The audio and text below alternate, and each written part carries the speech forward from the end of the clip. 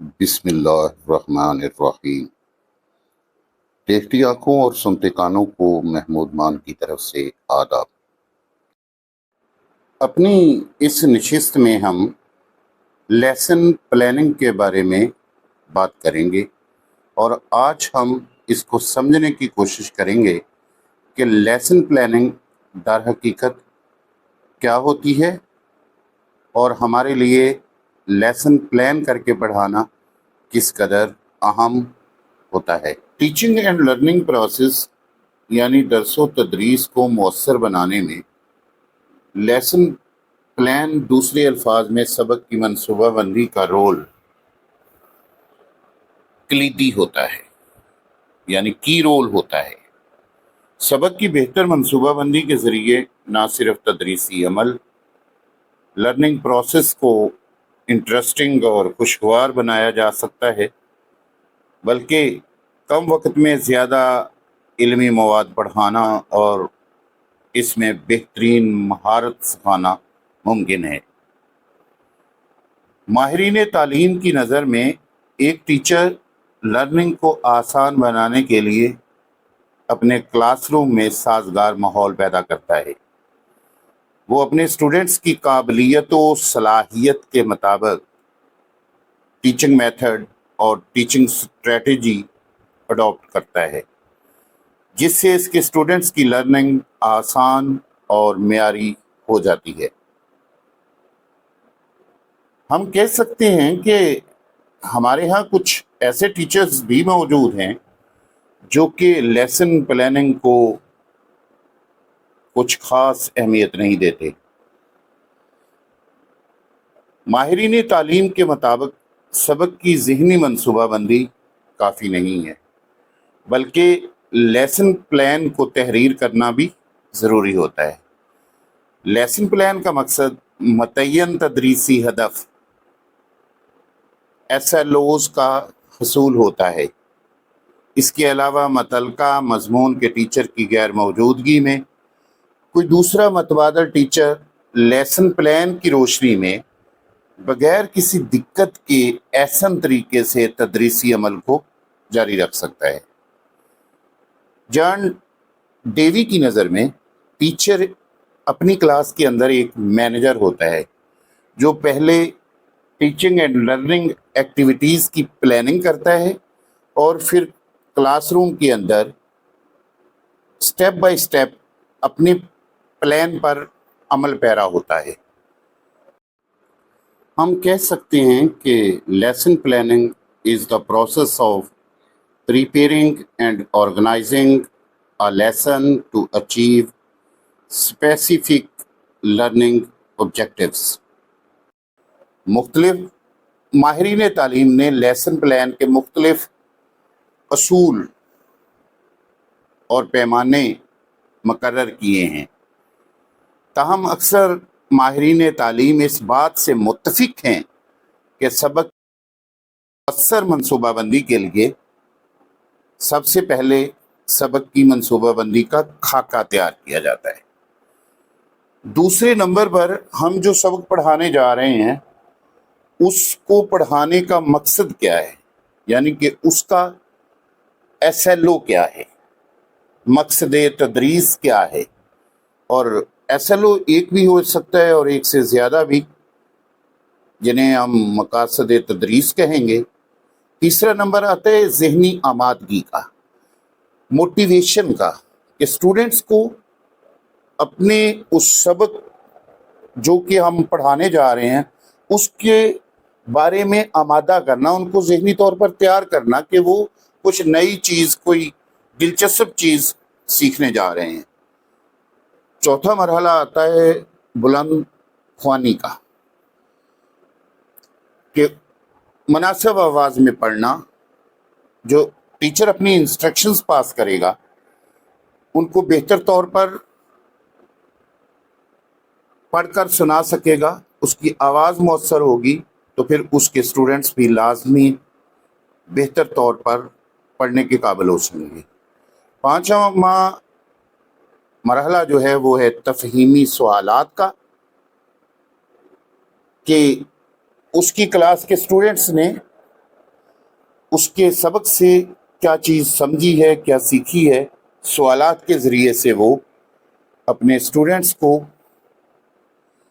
Test کر سکے گا، اور ان کا جو پریویس نالج ہے اس کے ساتھ انٹریکشن کرنے کے لیے بھی اسے سوال کرنے کی ضرورت پڑے گی، کویشچنز کرنے کی ضرورت پڑے گی۔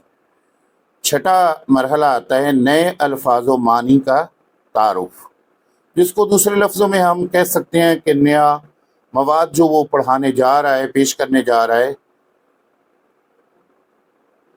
اور نمبر 7، تعلیمی سرگرمیاں کہ ایکٹیویٹی بیسڈ لرننگ ہو، جو اس کا لیسن پلان کیا گیا ہے، اس نے جو کیا ہے ٹیچر نے، جو وہ ڈلیور کرنے جا رہا ہے، اس کے اندر اس کے اسٹوڈنٹس کی انوالومنٹ ہو، کیونکہ جو لرننگ کا پروسیس ہے وہ کبھی بھی مؤثر نہیں ہو سکتا اگر وہ ون وے ہوگا۔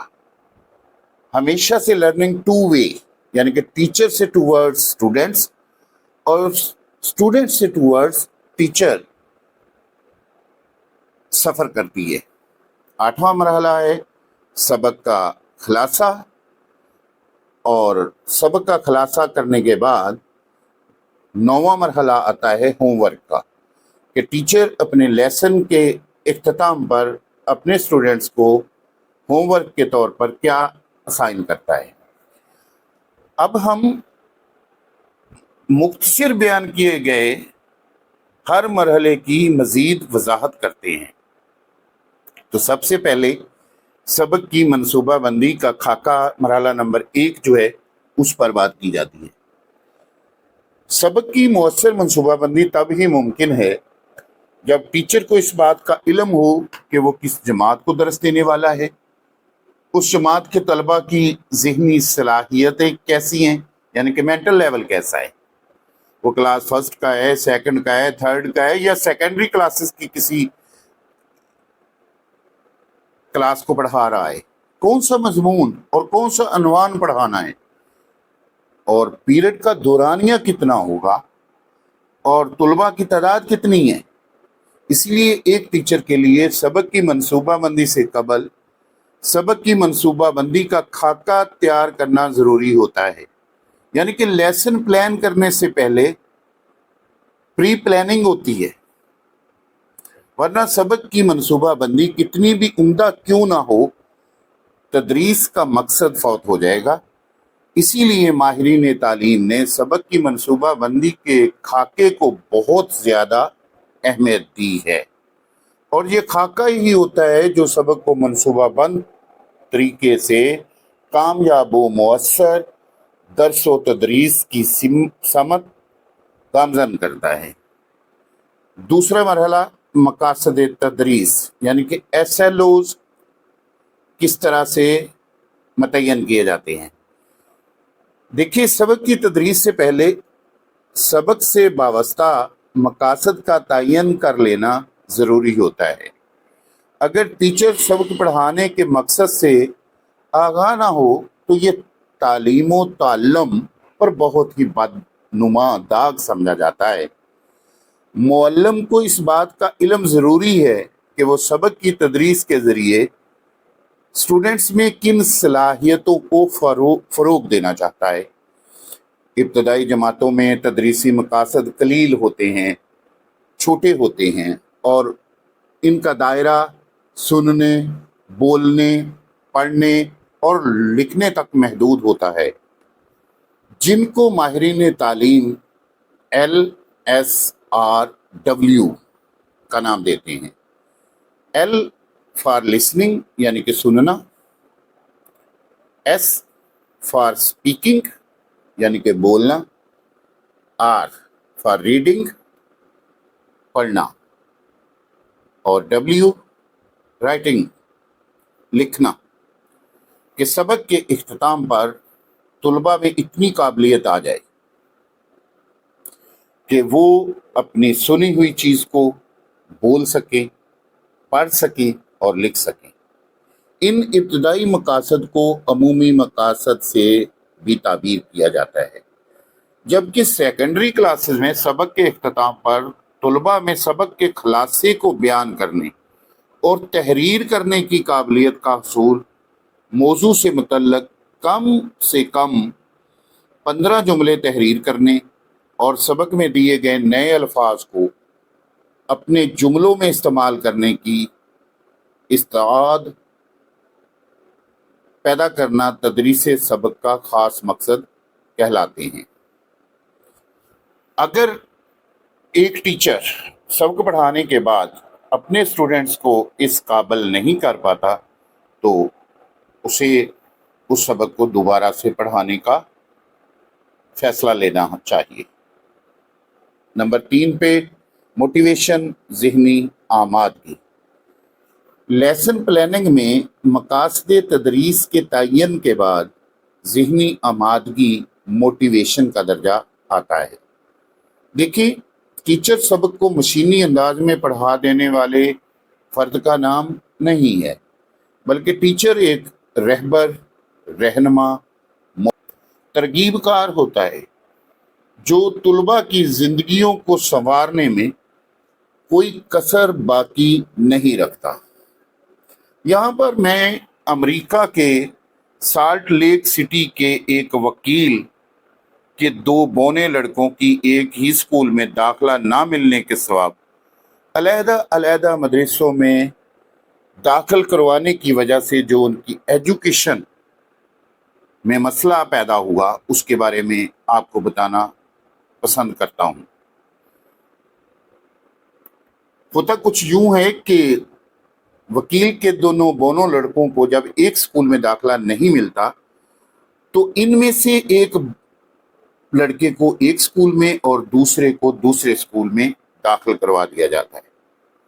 ان میں سے ایک بڑا ہو کر امریکی سینٹ کا معزز رکن بن گیا، جبکہ دوسرا ایک معمولی جنرل اسٹور میں چھوٹی سی نوکری کرنے لگا۔ غور طلب بات یہ ہے کہ دونوں کے والدین ایک ہی ہیں، لیکن ان کے ٹیچر اور اسکول الگ الگ ہیں۔ پہلے بچے کی زندگی میں اس کا ٹیچر خوشگوار تبدیلی کا نقیب بن جاتا ہے، جبکہ دوسرا بچہ ٹیچر کی عدم ترغیب کا شکار ہو کر زندگی میں پیچھے رہ جاتا ہے۔ یاد رکھیں، ٹیچر طلباء کی تقدیر سنوارتے ہیں۔ پہلا بچہ جو کہ سینیٹر بن گیا، اس کو ایک ایسا ٹیچر ملا جو ہر وقت بچے کو تحریک دیتا تھا کہ رنگ، نسل، خوبصورتی و بدصورتی کوئی اہمیت نہیں رکھتی، بلکہ انسان کی اپنے مقصد کو پانے کی لگن، جستجو اہم ہوتی ہے، جو اس کو کامیابی کی بلندیوں تک پہنچاتی ہے۔ ٹیچر کی کامیاب ترغیب کی وجہ سے ایک بونا لڑکا سینیٹر بن جاتا ہے اور اس کا قد اس کی ترقی میں رکاوٹ نہیں بنتا۔ اس کے برعکس دوسرا بونا لڑکا اپنے ٹیچر کی طرف سے بیجا ترس کی بنا پر احساس بیچارگی اور احساس کمتری میں مبتلا ہو جاتا ہے۔ اس کا ٹیچر اسے سخت محنت اور کوشش کا عادی بنانے کی بجائے تقدیر پر اشک شوئی کا عادی بنا دیتا ہے۔ ہر وقت اعتراض کرنا، ہر وقت گلا شکوہ کرنا، روتے رہنا اس کا مقدر ٹھہرتا ہے۔ پہلا بھائی ٹیچر کی ترغیب کی کامیاب مثال ہے، جبکہ دوسرا بھائی ٹیچر کی ناقص ترغیب کی بدنما مثال ہے۔ اس مثال سے یہ بات واضح ہوتی ہے کہ مناسب تحریک و ترغیب طلباء کی زندگیوں میں خوشگوار تبدیلی کی نقیب ہوتی ہے۔ ترغیب و تحریک موٹیویشن کے لیے سبق شروع کرنے سے پہلے ٹیچر کو چاہیے کہ وہ طلباء سے موضوع سے متعلق دلچسپ سوالات کرے تاکہ اسٹوڈنٹس لرننگ کے لیے ذہنی طور پر تیار ہو جائیں۔ اگر ٹیچر اپنے اسٹوڈنٹس کو کچھ نیا سیکھنے کے لیے ذہنی طور پر آمادہ کرنے میں کامیاب ہو جاتا ہے تو اس کے لیے باقی سبق کی تدریس نہایت ہی آسان ہو جاتی ہے۔ چوتھا مرحلہ آتا ہے بلند خوانی، یعنی مناسب آواز میں پڑھنا۔ بلند خوانی کا کام زبانوں کی تدریس میں بہت اہم ہوتا ہے۔ ٹیچر کو چاہیے کہ بلند خوانی کے دوران طلباء کی کمزوریوں کی نشاندہی کرتے ہوئے انہیں دور کرے۔ بلند خوانی یعنی اونچی آواز میں پڑھنا، جب اسٹوڈنٹس بلند خوانی کرتے ہوں تو بلند خوانی کے دوران الفاظ کی ادائیگی اور تلفظ پر خاص توجہ دے۔ ٹیچر ہر طالب علم کو زیادہ سے زیادہ بلند خوانی کے مواقع فراہم کرے تاکہ طلباء روانی سے عبارت پڑھنے کے قابل ہو جائیں۔ اس مقصد کے تحت ہر اسٹوڈنٹ کو سبق سے چند جملے یا ایک پیراگراف مناسب آواز میں پڑھنے کا موقع فراہم کرنا ضروری ہوتا ہے تاکہ ہر طالب علم کو بلند خوانی کا مساوی موقع حاصل ہو۔ اس کے علاوہ جو طلباء پڑھنے سے کتراتے ہیں، بلند خوانی سے ان کی جھجک دور ہوگی اور ان کا اعتماد بڑھے گا۔ 5واں مرحلہ آتا ہے تفہیمی سوالات کا۔ دیکھیں، بلند خوانی کے دوران معلم کو چاہیے کہ وہ طلباء کو اہم نکات سمجھاتا جائے اور طلباء کو بوریت سے بچانے کے لیے درمیان میں تفہیمی سوالات بھی کرتا رہے تاکہ طلباء سبق کی جانب بھرپور توجہ دے سکیں۔ یعنی کسی لفظ کے تلفظ کے بارے میں پوچھ لیا کہ بھئی یہ اسٹوڈنٹ جس نے پڑھا ہے ٹھیک پڑھا ہے، یا کون ہے سا بچہ ہے جو اس کو ٹھیک کروا سکتا ہے۔ جو صحیح پڑھے اس کو اپریشیٹ کیا جائے۔ 6واں مرحلہ ہے نئے الفاظ و معنی کا تعارف، یعنی کہ نیا مواد پیش کرنا۔ تفہیمی سوالات کے بعد ٹیچر طلباء کو سبق میں آنے والے نئے الفاظ کے معنی و مفہوم سے آگاہ کرتے ہوئے ان کو جملوں میں استعمال کرنا سکھائے۔ لغت سے طلباء کو نئے الفاظ کے معنی تلاش کر کے لکھنے کے کام کے ذریعے ٹیچر اپنے اسٹوڈنٹس کی قابلیت و صلاحیت کو مزید پروان چڑھا سکتا ہے۔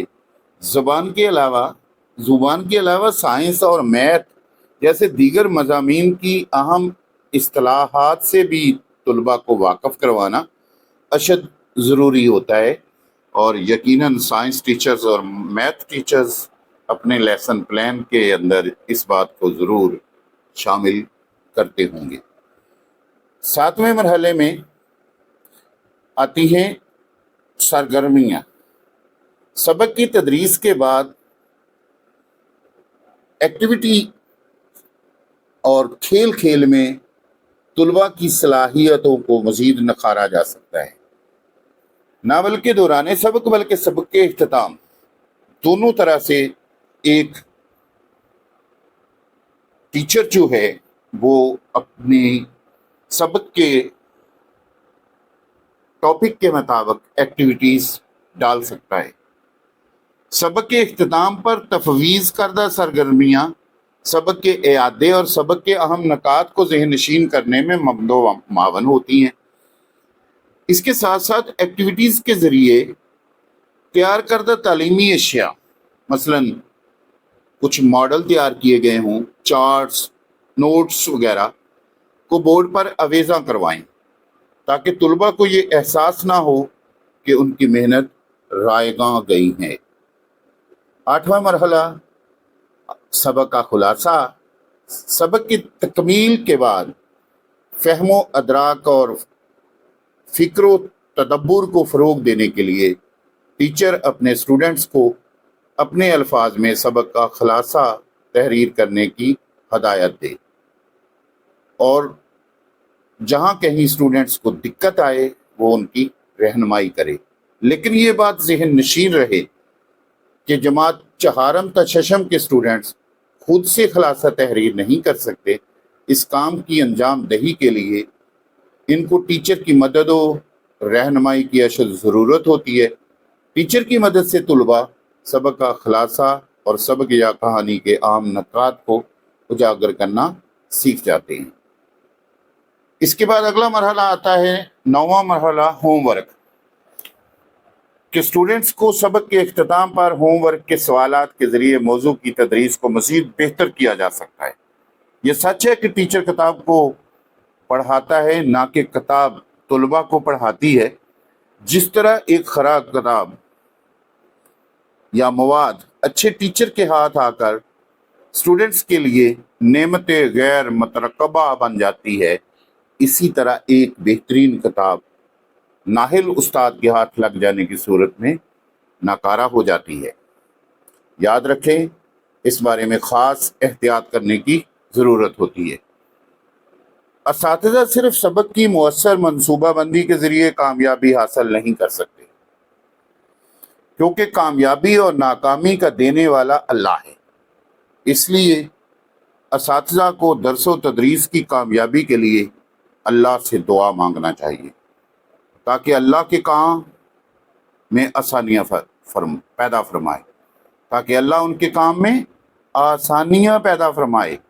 ہر معاملے میں اللہ رب العزت سے دعا مانگنا نبی کریم صلی اللہ علیہ وآلہ وسلم کی سنت مبارکہ ہے۔ ویسے بھی دعا صرف اس وقت ہی نہیں مانگی جاتی جب وسائل کی کمی ہو یا آدمی کسی الجھن اور پریشانی کا شکار ہو، بلکہ دعا اس وقت بھی مانگی جانی چاہیے جب آدمی کے پاس تمام وسائل موجود ہوں اور کامیابی کا قوی امکان بھی ہو، کیونکہ ہمارا ایمان اور عقیدہ ہے کہ وسائل اور اسباب کی موجودگی کامیابی کی ضمانت نہیں، بلکہ کامیابی و کامرانی اللہ رب العزت کی دین ہے۔ اللہ رب العالمین ہمارے اس کام میں برکت عطا فرمائے، آمین ثم آمین۔ اللہ حامی و ناصر۔